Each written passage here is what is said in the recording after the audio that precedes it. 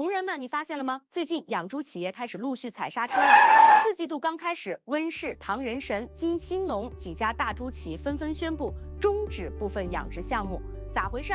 猪不值钱了。先说温氏，湖北2个养殖场直接停摆，理由挺现实，一个环保难题解决不了，一个因为高铁规划卡壳了。项目总投1.1个亿，到现在还没花几块，能剩下7994万元去找新项目。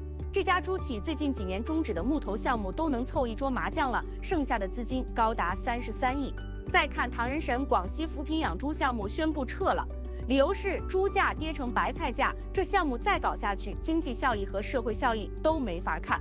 不仅如此，他们还早停了2个项目，直接把剩下的钱补充流动资金，套路很清晰：不买地、不盖房，改轻资产运营，租厂子找合作，节约成本过寒冬。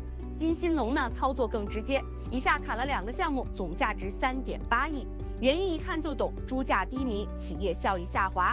你说这几年养猪的都亏得裤衩都不剩了，这时候再砸钱建新项目，明显是给自己挖坑。人家说的明白，还是优先利用现有产能吧，搞公司加农户模式，轻资产运营更香。说到底，这波操作背后有2个字：谨慎。过去养猪大扩张，猪价高，随便养都能赚，现在价格一跌，直接卷不动了。